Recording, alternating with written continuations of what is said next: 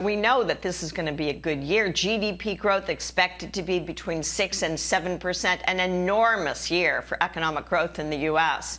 But that's built into stocks, right? We know that the market's gone really wild since the low last March. And for equities to move higher, we need to be discerning and pick the ones where earnings growth will not just be good, but they'll be better than expected.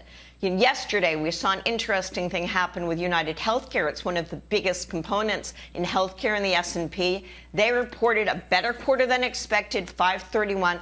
Then they raised guidance. That stock was very strong yesterday. That's the type of response that we will see from companies that beat expectations, and ones that just meet may have trouble moving higher right here, because that means multiple expansion, and the market is not trading at a low multiple. It's a pretty good, full multiple.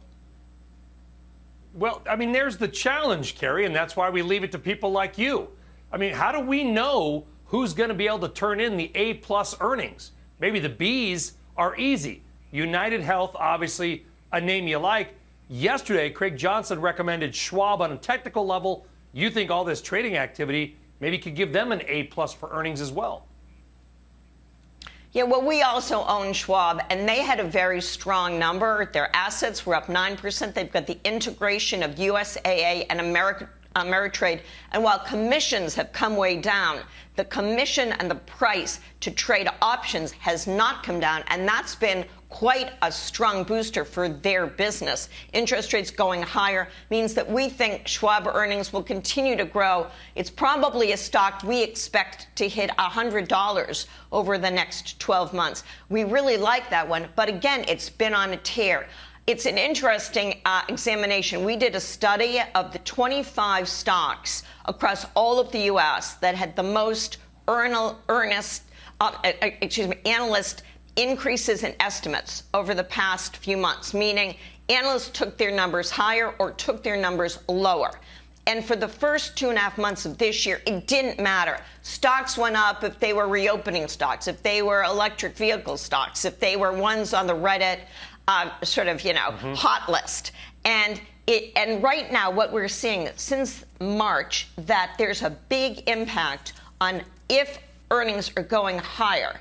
Those stocks respond well to if they're going down, if estimates are going down, those stocks have been off 10%. So that, if you can look and see what analysts are using, if their estimates are moving up or down, if you feel when you look at a stock that the price does not justify where it is because earnings are just negligible, for example, you have to be very careful with companies that aren't earning any money today. Yeah, and you're not going to bring it up, but QuantumScape, by the way, a battle of a short seller. The CEO is on with Jim Cramer tonight, Mad Money. There's a lot of action around SPACs and EVs. Just throwing that out there. Tune in tonight, the CEO with Jim. Very quickly, Carrie, I don't know if you planned a vacation. I've been poking around. Holy smokes, hotels and airfares are expensive to a lot of destinations this summer and at Christmas and all the holidays. I'm thinking Amex, right? It's going to benefit bigly. Yeah, so the payment companies like American Express, Visa, PayPal even, they get the benefit of more transactions. The consumers have more money, stimulus checks, lots more people working. The employment numbers were good. Interest rates going up help. And all of that travel is going to be great for American Express that didn't have any travel. Really for a year, no one was going anywhere for leisure, and business travel hasn't even started. So we think that's an inexpensive stock here, and we expect over the next 2 years that they will be able to probably beat those numbers and the stock will move higher. Shepard Smith here. Thanks for watching CNBC on YouTube.